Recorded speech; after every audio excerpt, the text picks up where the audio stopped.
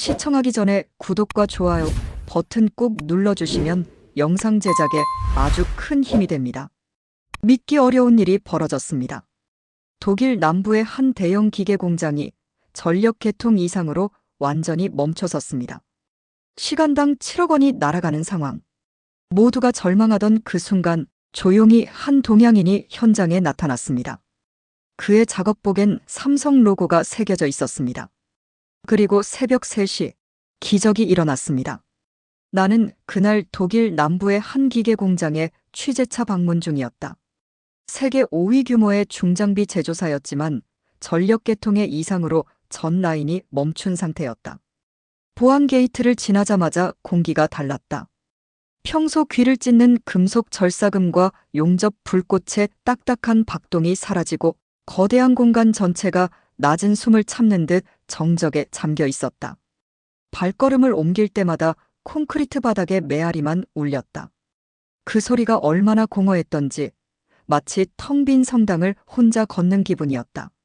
스틸 프레임은 거대한 갈비뼈처럼 천장을 버티고 있었고 그 사이사이 흘렀던 윤활유 냄새조차 희미했다. 수십 톤짜리 프레스는 제 무게에 짓눌린 채 숨을 멈춘 듯 서 있었고 천장의 크레인 레일은 텅 빈 허공만 가로지르고 있었다. 살아있던 것들이 한순간에 죽은 것처럼 보였다. 이곳은 평소라면 3교대로 24시간 돌아가는 심장이었다. 쉬지 않고 뛰는 맥박, 끊임없이 움직이는 생명체. 그런데 지금 그 심장이 멈춰 있었다. 먼지가 공중에 떠다녔고 비상등의 붉은 빛만이 간헐적으로 깜빡였다. 이 정적 속에서 나는 문득 깨달았다. 공장은 단순한 건물이 아니었다. 여기엔 사람들의 땀과 꿈이 배어 있었다. 월급날이면 아이 손을 잡고 외식하던 기억, 명절 보너스로 부모님께 용돈 드리던 순간들. 그 모든 것이 지금 이 정적 속에서 위태롭게 흔들리고 있었다. 누군가 말없이 소화기를 옮겼고 또 누군가는 라인 위에 방진 커버를 덮었다. 멈춰선 기계는 마치 심장이 멈춘 거인 같았다. 공장 한편에선 젊은 작업자가 장갑을 벗어 공구함에 던졌다. 금속이 부딪히는 소리가 공허하게 울렸다. 베테랑 기술자는 담배를 물고 천장만 올려다보았다. 입 밖으로 나온 연기는 천천히 흩어졌지만 그의 시선은 어디에도 닿지 않았다. 30년을 이곳에서 보낸 이들의 얼굴엔 무력감이 번졌다. 한 중년 남성은 작업복 주머니에 손을 찔러 넣은 채 벽에 기댔다. 어깨가 축 처진 모습이 마치 패배를 인정한 사람 같았다.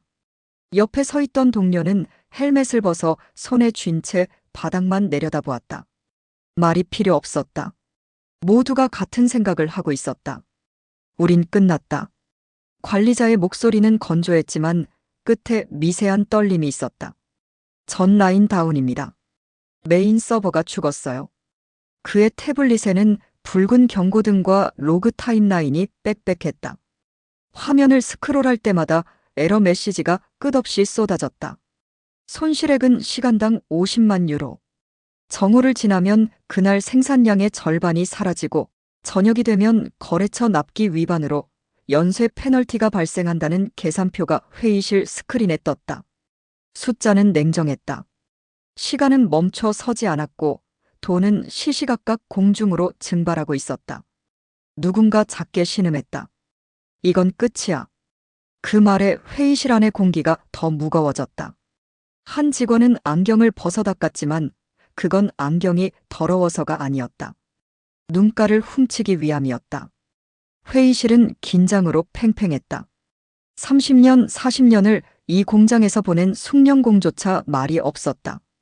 담배를 물고 천장을 올려다보는 베테랑, 작업복 무릎을 쓸어내리며 벽에 기대는 청년, 팔짱을 낀 채 창밖만 응시하는 중년, 책상에 이마를 기댄 사무직. 절망은 말보다 먼저 눈빛에서 번졌다. 한 노동자는 손으로 얼굴을 감쌌다. 오늘 저녁 아이에게 해줄 말이 없었다. 딸이 물을 것이다. 아빠, 회사 괜찮아? 뭐라고 대답해야 할까? 또 다른 이는 핸드폰을 꺼내 문자를 쓰다 지웠다. 무슨 말을 해야 할지 몰랐다. 아내에게 걱정 끼치고 싶지 않았지만 숨길 수도 없는 일이었다. 해결책은 단순했다. 메인 서버 교체. 문제는 시간이었다. 독일 본사 긴급팀이 도착하려면 최소 4시간, 설치와 검증까지 합치면 3일. 그 3일은 이 공장에겐 재앙이자 지역 경제 전체의 멈춤을 뜻했다. 이 공장의 생계를 의존하는 협력업체만 12곳. 그들의 트럭은 이미 공장 앞에서 발이 묶여 있었다. 시간이 지날수록 피해는 눈덩이처럼 불어날 것이었다.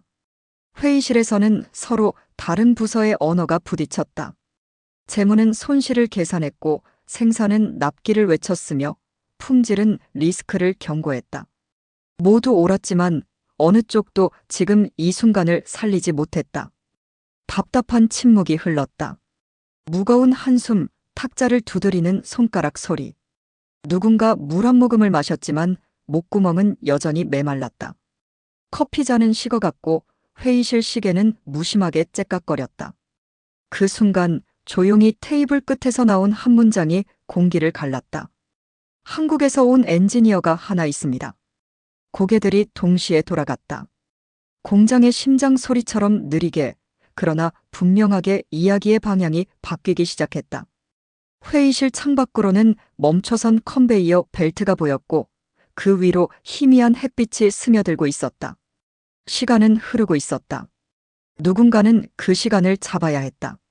그리고 모두의 시선이 한 방향을 향했다.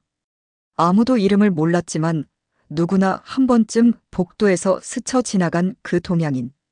파란 작업복을 입은 조용한 남자. 식당 구석에서 혼자 밥을 먹던 사람. 그가 이 절망을 끝낼 수 있을까? 침묵 속에서 희망이 아주 작게 싹트기 시작했다. 그가 복도 끝에서 걸어왔다. 파란 작업복 왼쪽 가슴에 작게 박힌 삼성 로고, 소리 없이 단단한 보폭, 주변의 불안에 휩쓸리지 않는 눈빛. 복도의 형광등 불빛이 그의 어깨를 스치고 지나갔다. 걸음걸이는 빠르지도 느리지도 않았다. 그저 묵묵했다. 마치 오래전부터 이 순간을 준비해온 사람처럼. 그의 이름은 이준호. 삼성협력사의 현장 파견 엔지니어, 공식 직함은 현장 서비스 엔지니어. 이곳 사람들에겐 구내식당 구석자리에서 조용히 점심을 먹던 저 동양인으로만 기억되는 인물이었다. 말수가 적었고 먼저 말을 꺼는 법이 없었다. 식사를 마치면 조용히 자리를 정리하고 고개를 숙여 인사한 뒤 현장으로 돌아가곤 했다. 누군가는 그를 조용한 아시아인이라 불렀고 또 누군가는 이름조차 기억하지 못했다. 그러나 회의실 문이 열리고 그가 들어서는 순간 공기의 결이 바뀌었다. 사람들의 시선이 일제히 그에게 쏠렸다. 의심, 기대, 불안, 호기심. 여러 감정이 뒤섞인 눈빛들이었다. 프리츠 공장장은 침묵을 깨며 물었다. 자네 혼자야? 그 질문 속엔 여러 의미가 담겨 있었다. 정말 혼자서 할 수 있어? 본사 지원은? 경험은 있어? 예, 혼자입니다. 서툰 독일어였지만 목소리는 안정적이었다. 떨림도 주저함도 없었다. 그는 가방을 내려놓고 지퍼를 열었다. 노트북 케이블, 테스터기. 하나하나 꺼내 탁자 위에 정렬했다. 손놀림이 익숙했다. 수백 번, 수천 번 반복해온 동작이었다. 프리츠는 그 모습을 지켜보다가 작게 고개를 끄덕였다. 그는 곧바로 요구했다. 시스템 도면, 최근 72시간 로그, 전력 품질 데이터 부탁드립니다. 목소리는 낮았지만 분명했다. 요청이 아니라 필수였다. 독일 기술자 한 명이 USB를 건넸고 또 다른 이가 태블릿을 밀어주었다.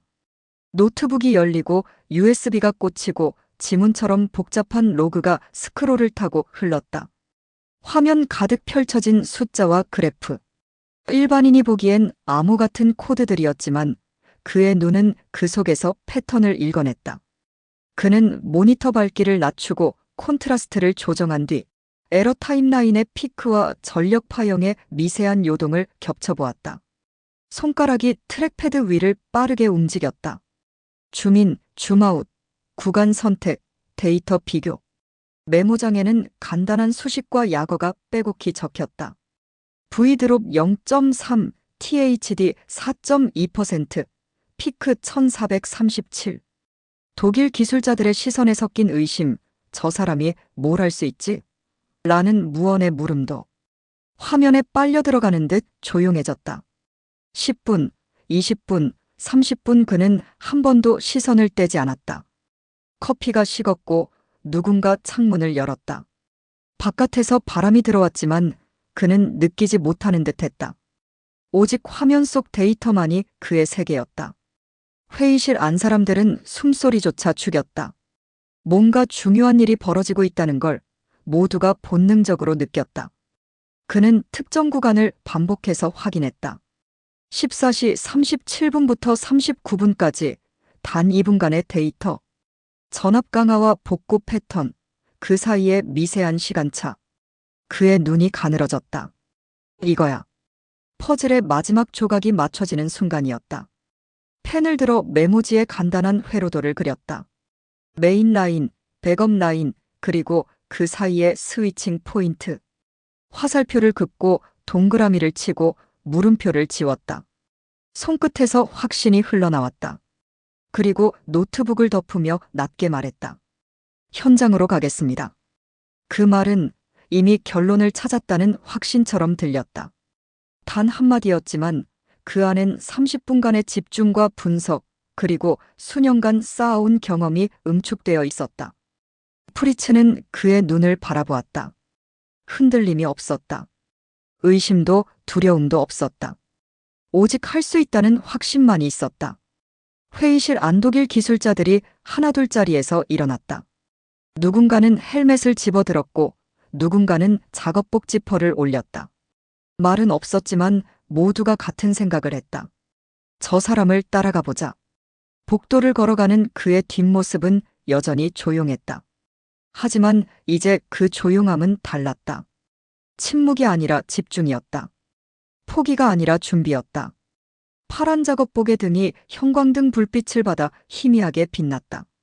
그 빛을 따라 사람들이 하나둘 걸음을 옮겼다. 멈춰있던 공장에 다시 움직임이 시작되고 있었다. 현장에 도착한 그는 메인 서버렉을 스치듯 확인하더니 곧바로 옆 보조 회로함으로 방향을 틀었다. 사람들의 시선이 그를 따라갔다. 왜 저쪽으로 가지?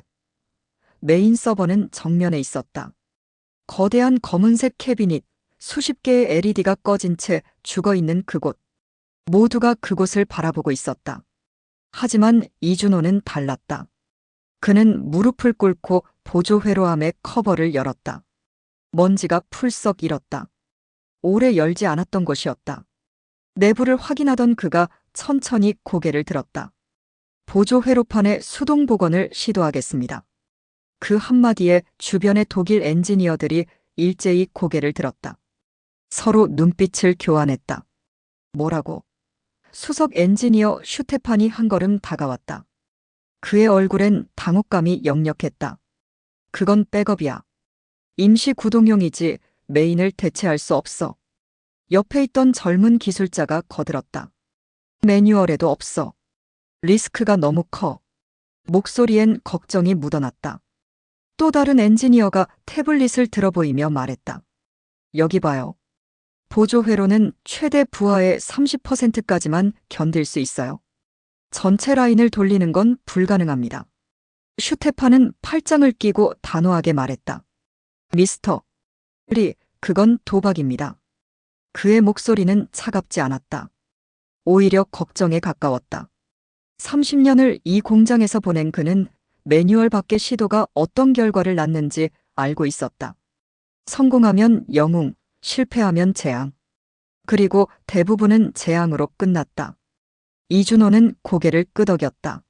압니다. 그는 일어서서 슈테판을 바라보았다. 두 사람의 눈이 마주쳤다. 하지만 지금 필요한 건 세이프티 스탠바이가 아니라 임시 동력 전달입니다. 보조 회로가 살아있다면 라인 최소 구동은 가능합니다. 72시간. 그 사이 메인을 교체하세요.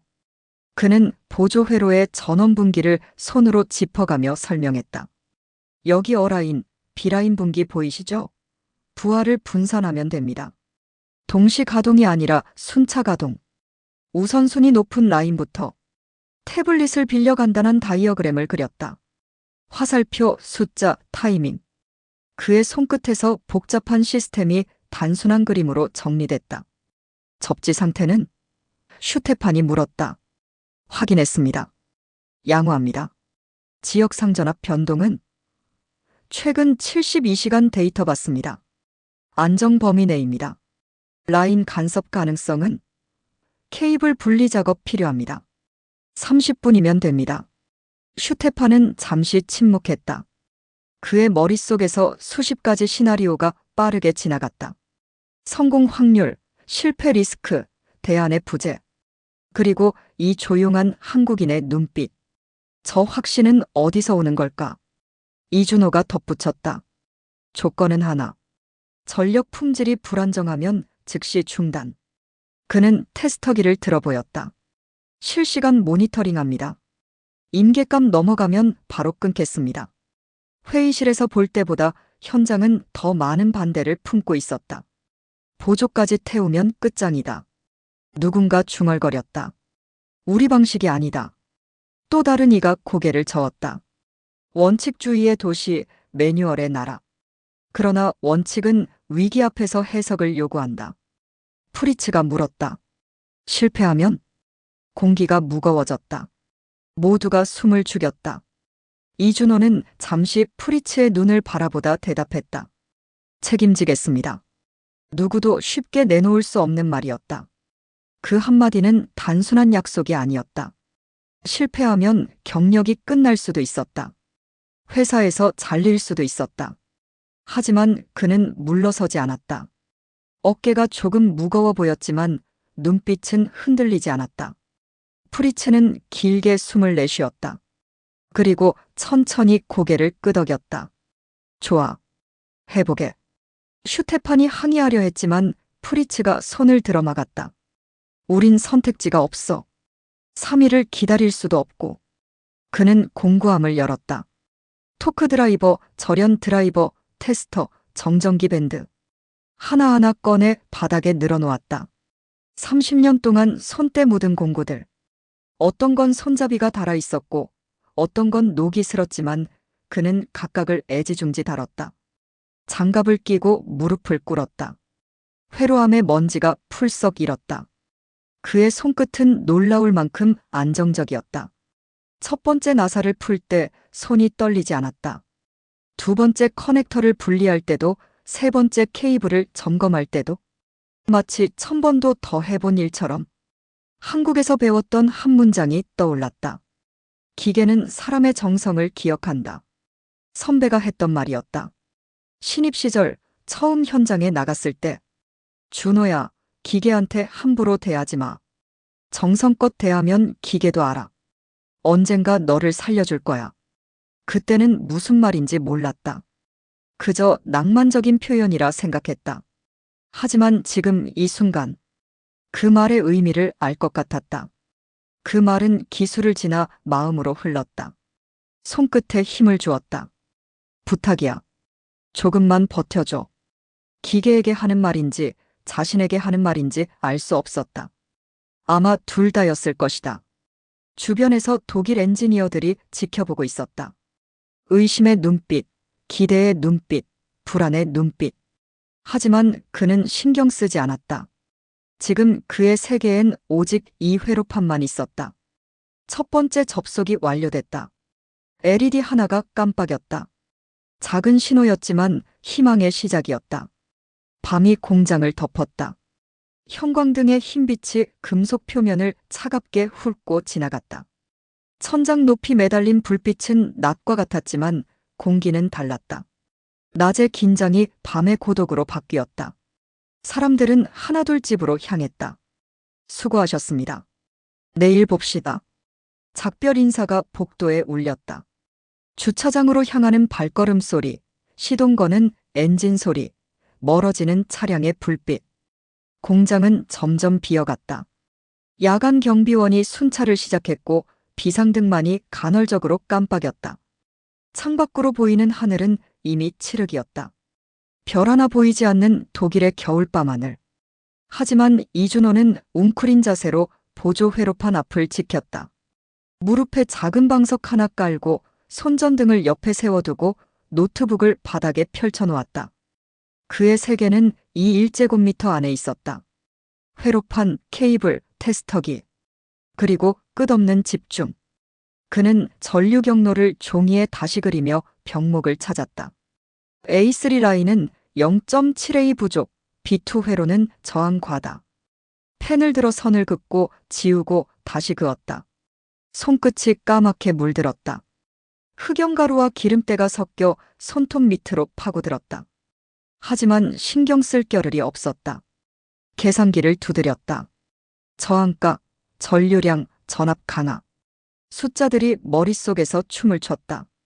여기서 0.3V 떨어지고 저기서 0.2A 손실되고 우회 경로를 설계했다.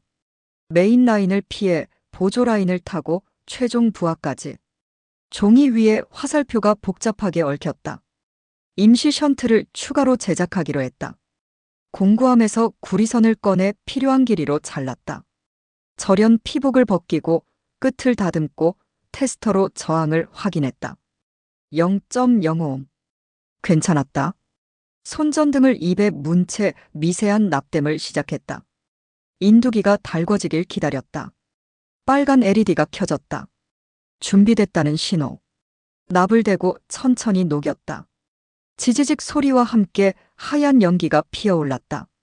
냄새가 코를 찔렀지만 참았다. 손끝에 온 신경을 집중했다. 흔들리면 안 됐다.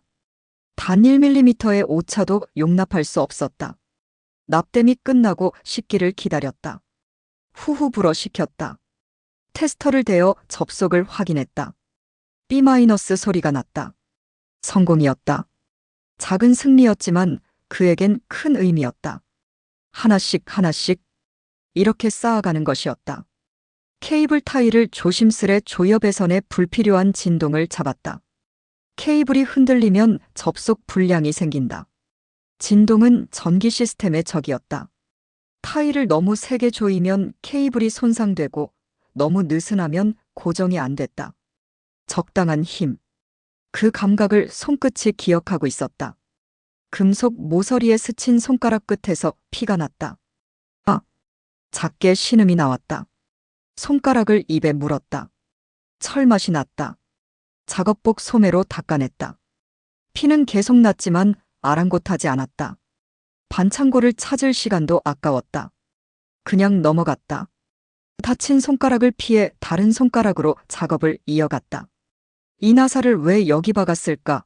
이 회로를 왜 이렇게 묶었을까? 그는 설계자의 의도를 상상하며 보이지 않는 손의 흐름을 따라갔다. 이 회로판을 처음 만든 사람은 누구였을까? 독일 엔지니어였을까? 아니면 다른 나라 기술자였을까? 어쨌든 그 사람도 이 자리에 무릎 꿇고 앉아 하나하나 조립했을 것이다. 그 손의 온기가 아직 남아있는 것 같았다. 자정이 지난 뒤 공장은 더 조용해졌다. 경비원의 발걸음 소리만이 간헐적으로 들렸다. 먼 곳에서 개 짖는 소리, 바람에 흔들리는 나무 소리.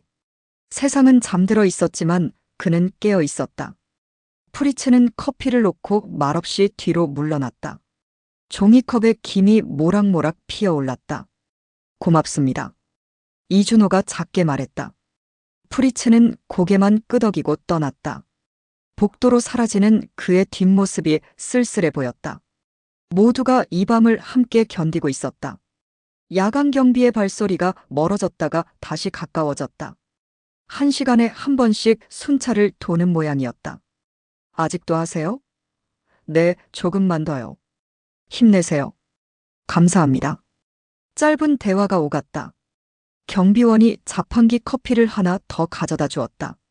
말은 없었지만 마음이 담겨 있었다. 이준호는 간헐적으로 눈을 감아 전압 드리프트를 머릿속으로 그려보고 다시 눈을 뜨면 테스터를 대어 수치를 확인했다. 이론과 실제, 머리와 손. 둘이 만나는 지점에서 해답이 나왔다. 작은 메모지에 전원버스 보조라인 분배의 화살표가 반복해서 새겨졌다. 새벽 1시, 2시, 2시 40분. 시간은 흘렀지만 그는 지치지 않았다. 아니, 지칠 수 없었다.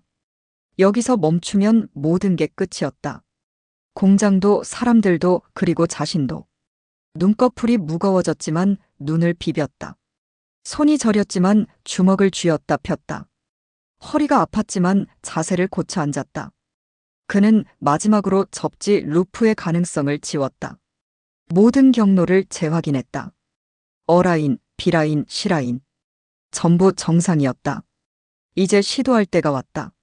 손을 떨었다. 아니, 떨리려는 손을 억지로 멈췄다. 그리고 아주 작게 중얼거렸다. 버텨줘.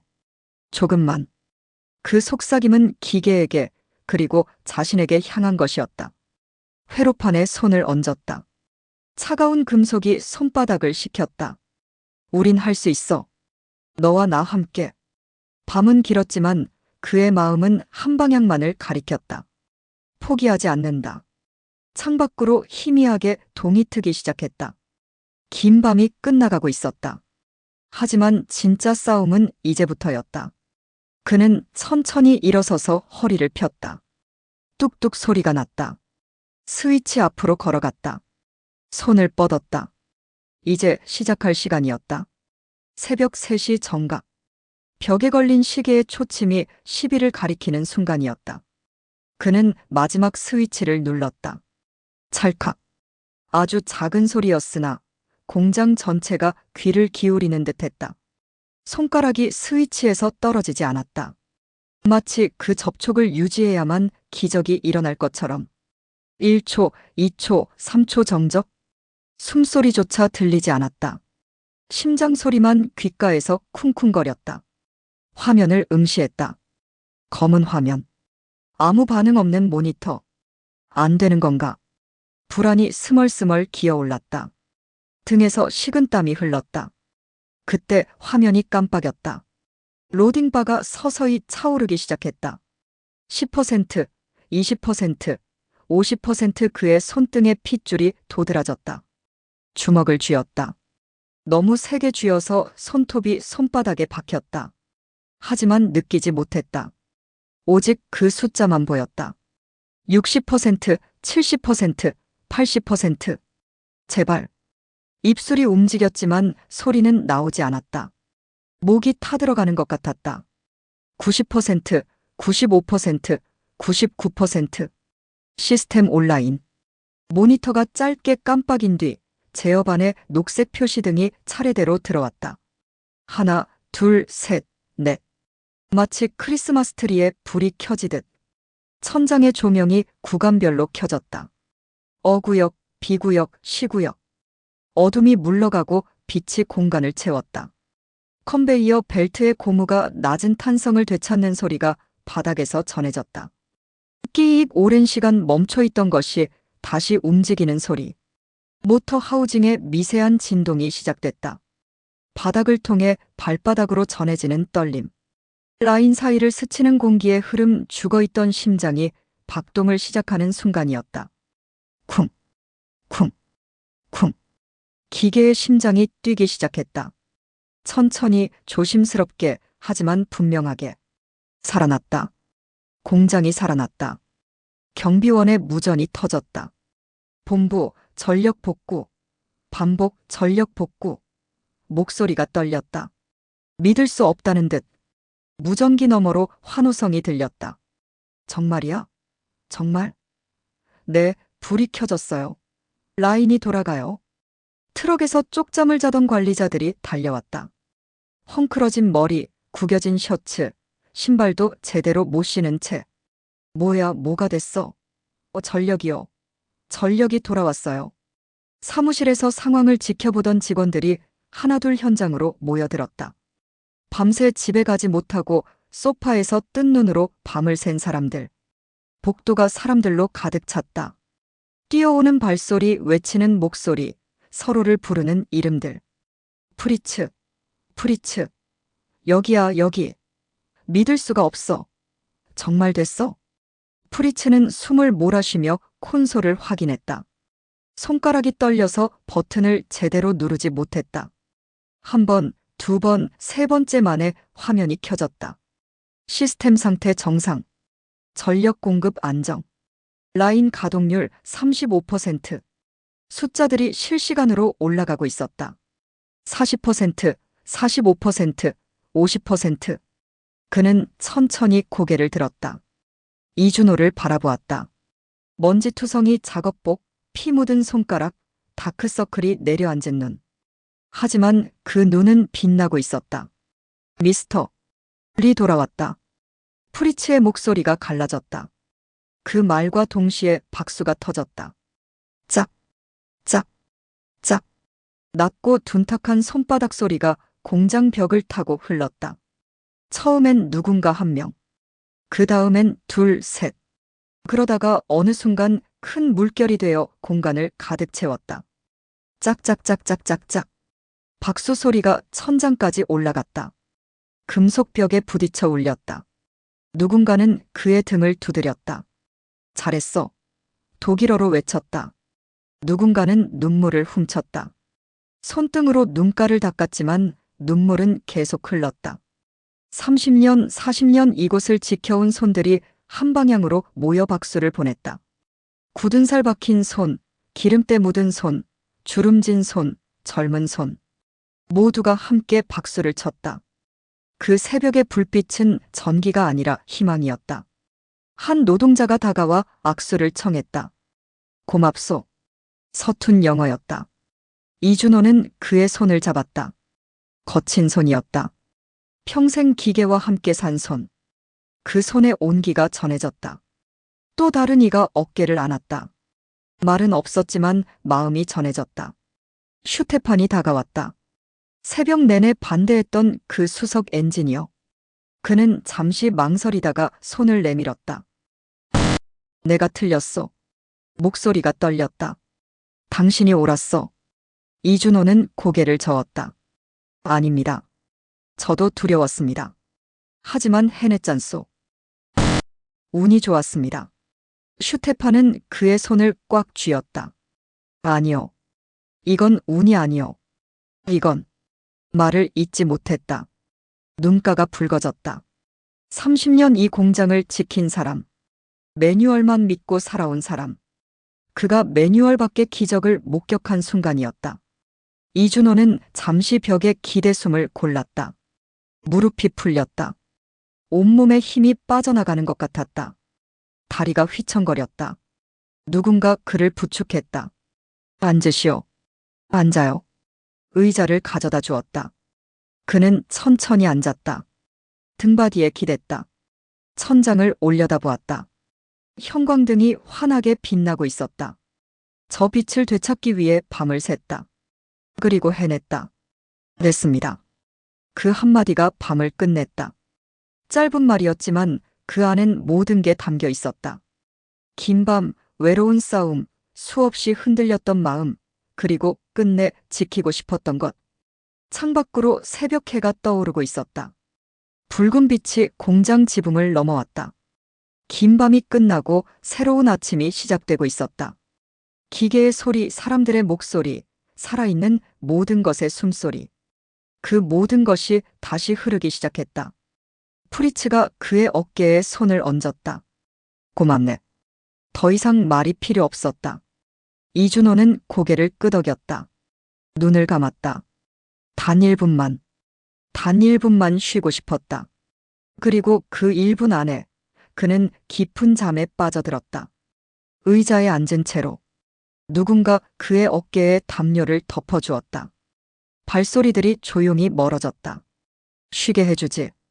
그래, 푹 쉬어야지. 새벽의 공장은 다시 돌아가기 시작했다.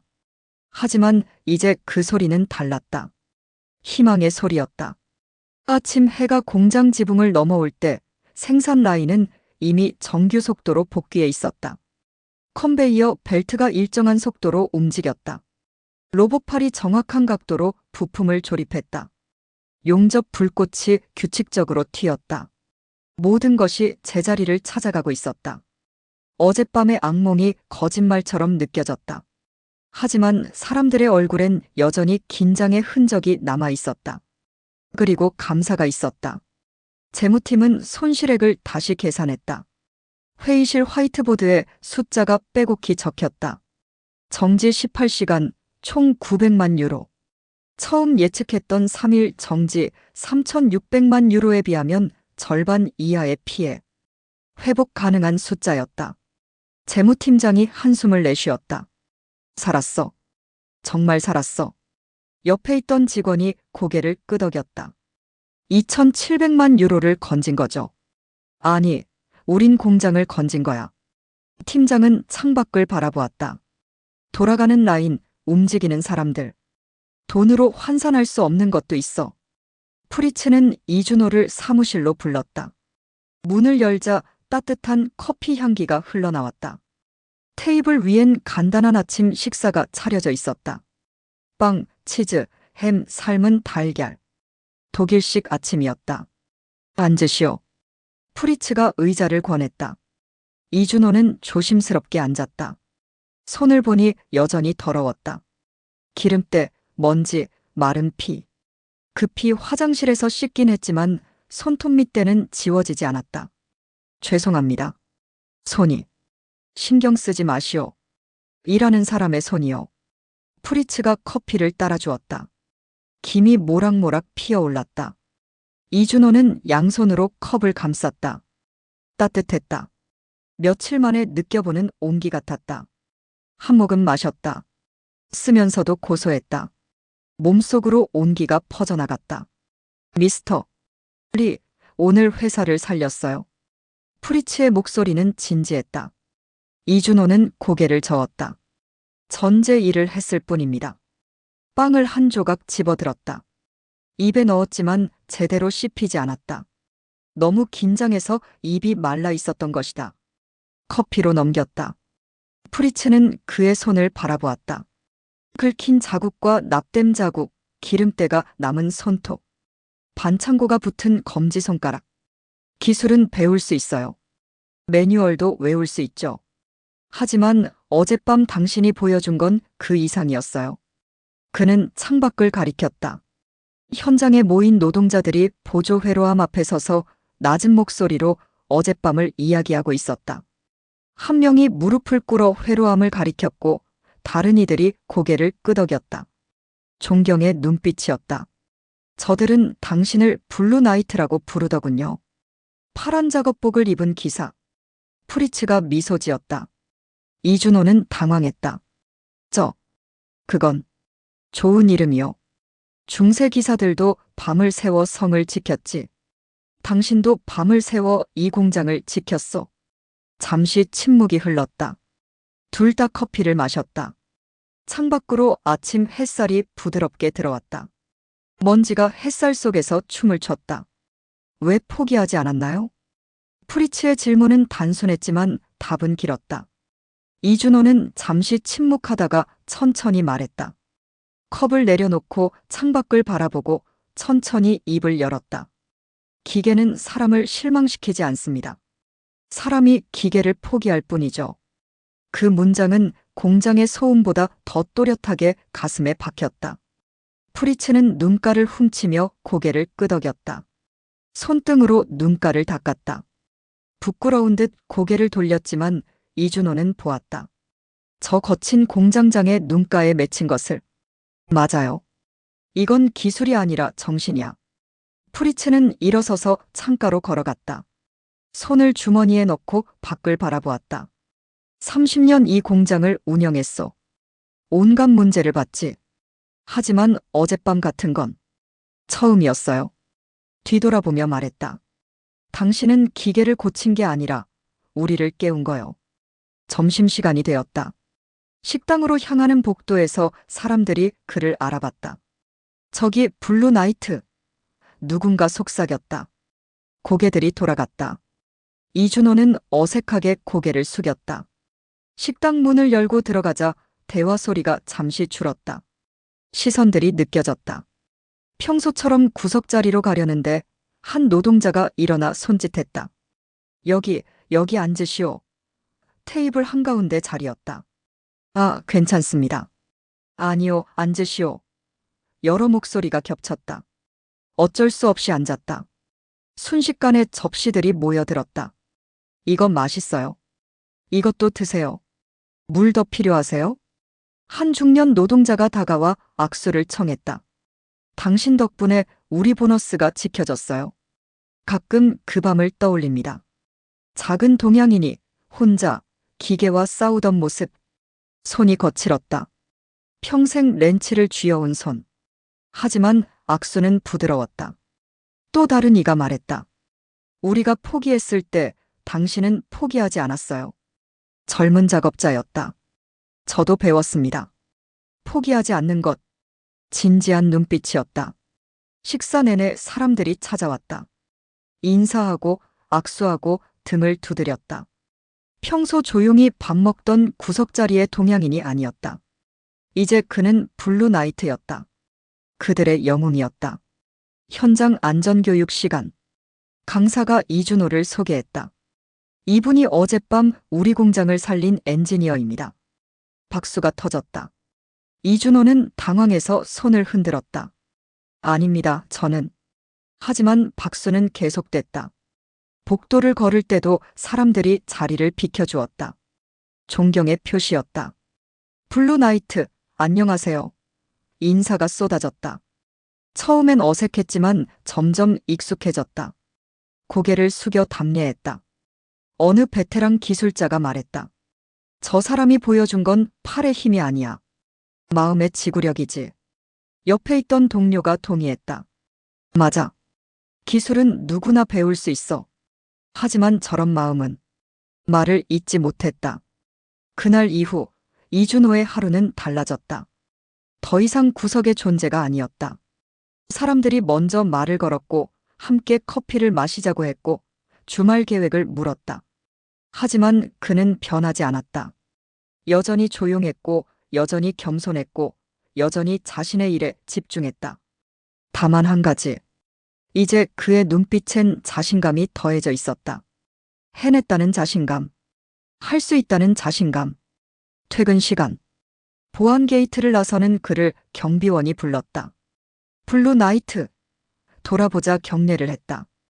이준호는 당황해서 손을 흔들었다. 경비원은 웃으며 말했다. 영웅에겐 경례가 맞지. 밤하늘엔 별이 빛났다.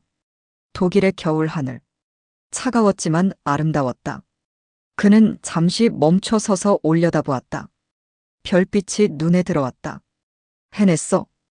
혼자 중얼거렸다. 정말 해냈어. 공장의 불빛이 뒤에서 빛났다. 돌아가는 라인, 살아있는 심장. 그가 되살린 것. 그리고 공장은 그를 기억할 것이다. 블루나이트. 파란 작업복을 입은 기사. 밤을 새워 공장을 지킨 사람. 며칠 뒤 독일 언론이 일제히 이 이야기를 일면에 올렸다. 아침 일찍 신문 가판대 앞에 사람들이 모여들었다. 독일 신문의 헤드라인이 눈에 띄었다. 한 한국 기술자, 정전을 멈추다. 큼지막한 활자체. 그 옆엔 파란 작업복을 입은 이준호의 사진. 회로판 앞에 무릎 꿇은 모습이었다. 카페에선 사람들이 신문을 펼쳐들고 이야기를 나눴다. 이 기사 봤어? 응, 놀라운 이야기더라. 기계보다 뜨거운 사람의 사설이 화제였다. 기계보다 뜨거운 사람. 철학적인 제목이었다. 기사는 기술과 인간성에 대해 깊이 있게 다뤘다. 독일 신문은 심층 기사를 실었다. 블루나이트의 18시간. 8페이지에 걸친 특집이었다. 타임라인부터 시작했다. 오후 2시 37분 전력 중단, 오후 4시. 회의실 소집, 오후 5시 이준호 투입, 밤 10시 작업 시작, 새벽 3시 복구 완료. 분 단위로 기록된 그날의 역사. 사진도 여러 장 실렸다. 노트북 앞에 앉은 모습, 회로판을 들여다보는 모습, 테스터기를 든 모습. 그리고 새벽 3시, 불이 켜진 순간 사람들과 함께 있는 모습. 그의 얼굴엔 피로가 역력했지만 눈엔 빛이 있었다. 기사들은 사건의 타임라인과 기술적 해석을 넘어 한 사람의 태도를 기록했다. 매뉴얼의 바깥에서, 그러나 안전의 안쪽에서. 어느 기자가 쓴 문장이었다. 정확한 표현이었다. 그는 규칙을 어긴 게 아니라 규칙 너머의 가능성을 본 것이었다. 인터뷰도 실렸다. 프리츠 공장장의 말.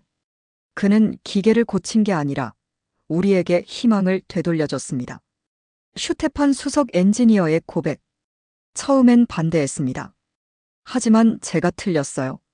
그는 매뉴얼보다 중요한 걸 알고 있었습니다.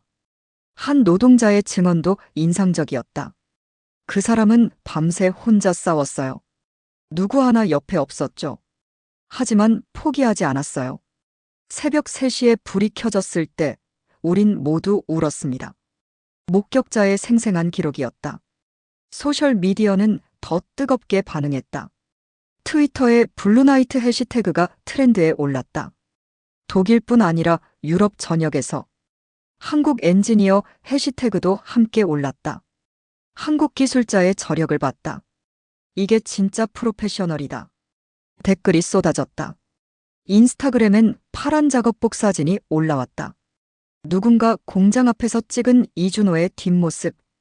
캡션은 간단했다. 영웅은 우리 사이를 걷는다. 좋아요가 10만 개를 넘었다. 공유가 계속됐다. 유튜브엔 공장 복구 과정을 다룬 영상이 올라왔다. 독일 공영방송 기자가 만든 15분짜리 다큐멘터리. 조회수가 하루 만에 100만을 넘었다. 댓글란은 감동으로 가득했다. 이게 진짜 엔지니어다. 존경합니다. 한국인으로 자랑스럽다. 메이드 인 코리아 해시태그도 덩달아 인기를 끌었다. 한국 제품의 품질은 이런 사람들이 만드는 거구나. 기술력도 중요하지만 정신력이 더 중요하다는 걸 배웠다. 한국에 대한 이미지가 달라지고 있었다. 공장 앞에는 감사의 메모가 붙기 시작했다. 작은 포스트잇부터 A4 용지까지. 감사합니다. 블루나이트. 당신 덕분에 우리 가족이 먹고 삽니다. 영웅은 망토를 입지 않습니다. 작업복을 입죠. 하나하나 정성스럽게 쓴 글씨들. 독일 본사 CEO의 서명이 담긴 서한이 삼성 본사로 전달되었다. 고급 양피지에 만년필로 쓴 글씨. 정중하고 진심이 담긴 문장들. 귀사의 엔지니어 이준호는 우리 공장을 살렸을 뿐 아니라 우리가 잊고 지냈던 가치를 상기시켰습니다. 편지는 계속됐다. 기술은 도구입니다. 하지만 그 도구를 쓰는 사람의 마음이 더 중요하다는 걸 그는 보여줬습니다. 우리는 그에게 깊은 감사를 표합니다. 그리고 귀사가 이런 인재를 키워낸 것에 경의를 표합니다. CEO는 이례적으로 직접 전화도 했다. 삼성 본사 부회장에게 꼭 감사 인사를 전하고 싶었습니다. 이준호 씨는 특별합니다. 목소리에 진심이 묻어났다. 삼성 내부의 포상 절차는 빠르게 진행됐다. 긴급 회의가 소집됐다. 이준호 엔지니어에게 특별 포상을 해야 합니다. 누군가는 큰 상금을 제안했다. 1억 원 정도는 줘야 하지 않나? 누군가는 해외 연수를 제안했다.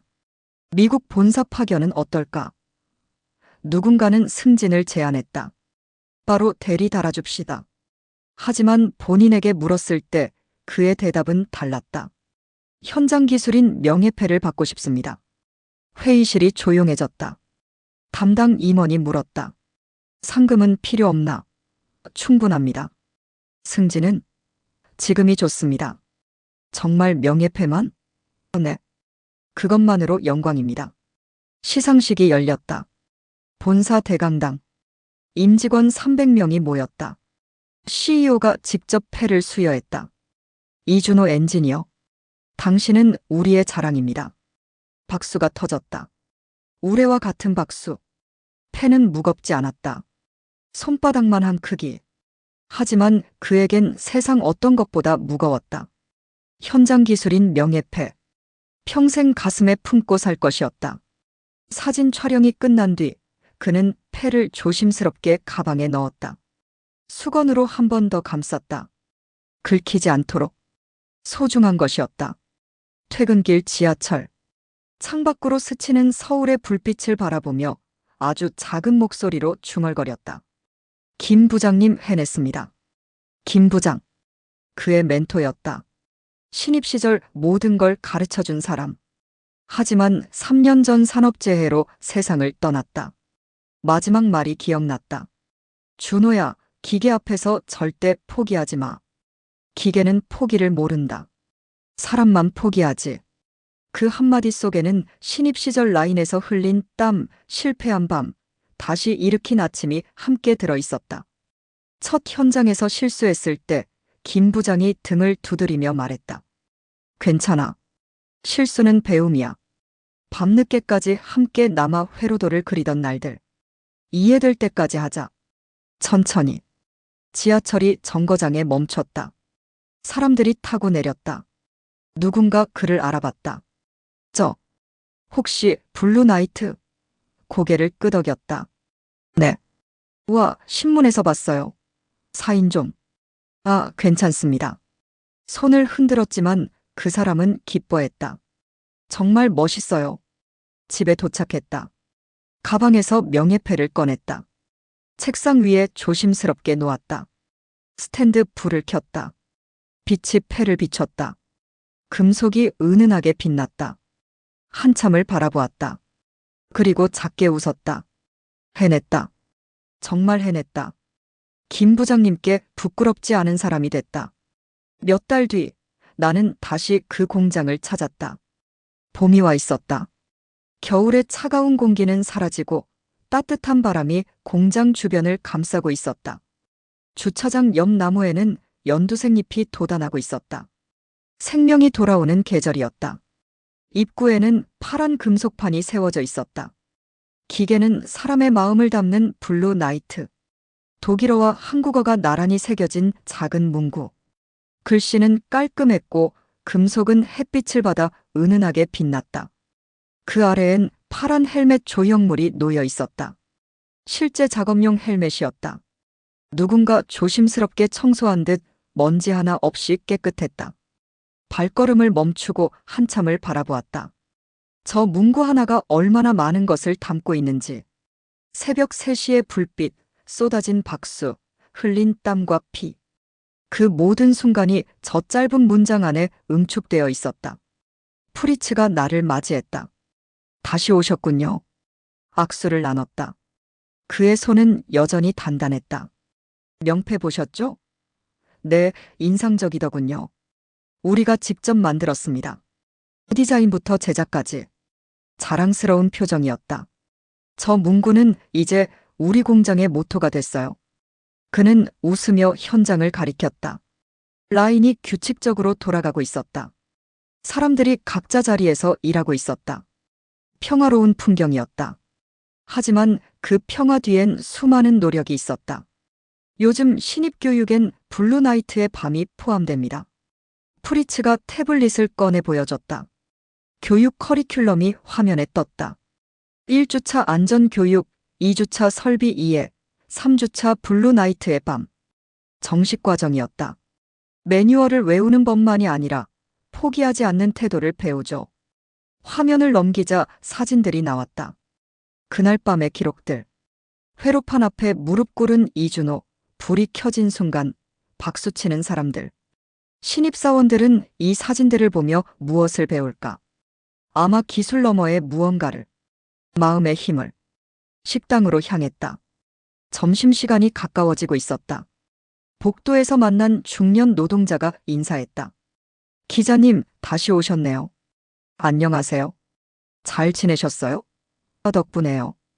요즘 라인 돌아가는 거 보면 뿌듯합니다. 그는 담백하게 말했다. 그 친구 덕분에 우리 보너스가 지켜졌어요. 가끔 그 밤을 떠올립니다. 작은 동양인이 혼자 기계와 싸우던 모습. 눈빛에 진심이 담겨 있었다. 보너스뿐 아니라 일하는 태도도 배웠어요. 쉽게 포기하지 않는 것. 기계를 대하는 마음. 그는 자신의 가슴을 두드렸다. 여기에 새겼습니다. 식당에 들어서자 벽면에 큰 사진이 걸려 있었다. 새벽 3시 불이 켜진 순간을 포착한 사진. 흑백이었다. 더 극적으로 보였다. 사진 아래 캡션. 2024년 12월 17일, 우리는 기적을 목격했다. 젊은 작업자가 그 사진 앞에 서 있었다. 한참을 올려다보고 있었다. 다가가서 물었다. 신입이세요? 네. 2달 됐습니다. 저 사진 알아요? 물론이죠. 교육 때 배웠어요. 블루 나이트. 그의 눈이 빛났다. 저도 그렇게 되고 싶어요. 포기하지 않는 엔지니어. 할 수 있을 거예요. 노력하겠습니다. 진지한 얼굴이었다. 젊음의 패기가 느껴졌다. 나는 한국 본사에 인터뷰를 요청했지만 이준호는 정중히 거절했다. 저는 제 일을 했을 뿐입니다. 전화 너머 그의 말투는 늘 같았다. 조용하고 단정하고 과장되지 않았다. 하지만 많은 사람들이 당신 이야기를 듣고 싶어 합니다. 제 이야기는 특별하지 않습니다. 현장엔 저보다 훌륭한 분들이 많아요. 끝까지 겸손했다. 아니, 진심으로 그렇게 생각하는 것 같았다. 자신은 특별하지 않다고. 그저 해야 할 일을 했을 뿐이라고. 하지만 그게 특별한 것이었다. 누구나 해야 할 일을 안다. 하지만 끝까지 해내는 사람은 드물다. 하지만 그가 남긴 건 과장이 아닌 변화였다. 공장은 매뉴얼 곁에 의도 읽기를 놓기 시작했다. 단순히 절차를 따르는 게 아니라 왜 그런 절차가 만들어졌는지 이해하는 것. 설계자의 의도를 읽는 것. 기계와 대화하는 것. 점검표 마지막 줄에는 새로운 질문이 적혔다. 혹시 더 나은 길이 있는가? 간단한 질문이었다. 하지만 이 질문이 모든 걸 바꿨다. 사람들은 생각하기 시작했다. 관성에서 벗어나기 시작했다. 더 나은 방법을 찾기 시작했다. 블루 나이트가 보여준 것처럼 슈테판을 다시 만났다. 그는 이제 교육 담당이 됐다. 제가 직접 블루 나이트의 밤을 가르칩니다. 자랑스럽게 말했다. 신입들한테 뭘 강조하세요? 2가지. 첫째, 매뉴얼을 완벽히 익혀라. 둘째, 매뉴얼 너머를 보라. 모순 아닌가요? 아닙니다. 그는 고개를 저었다. 기본이 탄탄해야 응용이 가능합니다. 블루 나이트도 기본이 완벽했기에 매뉴얼을 넘어설 수 있었죠. 맞는 말이었다. 공장을 나서기 전 마지막으로 그 금속판 앞에 섰다. 파란 헬멧이 햇빛을 받아 빛나고 있었다. 사진 한 장 찍었다. 기사에 실을 것이었다. 나는 기사 말미에 이렇게 적었다. 기술은 도구일 뿐 세상을 움직이는 건 진심이다. 키보드를 두드리며 그날 밤을 떠올렸다. 새벽 3시의 박수 소리는 아직도 귓가에 남아있다. 한 명의 엔지니어가 밝혀낸 불빛은 그날 공장만이 아니라 이를 대하는 우리의 마음까지 환하게 비추었다. 기사를 마무리하며 문득 생각했다. 영웅은 망토를 입지 않는다. 작업복을 입는다. 화려한 무대에 서지 않는다. 어두운 현장을 지킨다. 박수를 요구하지 않는다. 묵묵히 일할 뿐이다. 그리고 언젠가 누군가는 이 이야기를 전설처럼 말할 것이다. 푸른 옷의 한국 엔지니어가 있었다. 그는 밤새 기계와 싸웠고 새벽에 빛을 되찾았다. 손자에게 들려줄 이야기처럼, 신입에게 가르칠 교훈처럼, 그렇게 이야기는 흐를 것이다. 세대를 넘어, 국경을 넘어. 그것은 기술의 전설이 아니라 사람의 전설로 남을 것이다. 포기하지 않는 마음, 기계를 대하는 정성, 책임을 지는 용기. 그 모든 것이 담긴 이야기. 블루 나이트의 이야기. 기사를 발행했다. 클릭 소리와 함께 세상에 나갔다. 곧 댓글이 달리기 시작했다. 감동적이네요. 이런 사람들이 세상을 지탱합니다. 존경합니다. 창밖을 바라보았다. 서울의 밤이 빛나고 있었다. 저 불빛 하나하나 뒤엔 누군가의 노력이 있을 것이다. 보이지 않는 곳에서 묵묵히 일하는 사람들. 블루 나이트 같은 사람들. 그들이 세상을 움직인다. 화려하지 않지만 단단하게. 조용하지만 확실하게. 마지막 문장을 추가했다. 우리 곁엔 수많은 블루 나이트가 있다. 그들에게 감사를. 저장 버튼을 눌렀다. 끝이었다. 하지만 동시에 시작이었다. 이 이야기를 읽은 누군가가 용기를 얻을 것이다. 포기하지 말아야겠다고 다짐할 것이다. 그렇게 작은 변화들이 모여 세상은 조금씩 나아질 것이다. 그게 이야기의 힘이다. 기록의 의미다. 노트북을 덮었다. 블루나이트, 고맙습니다. 당신의 이야기를 전할 수 있어 영광이었습니다.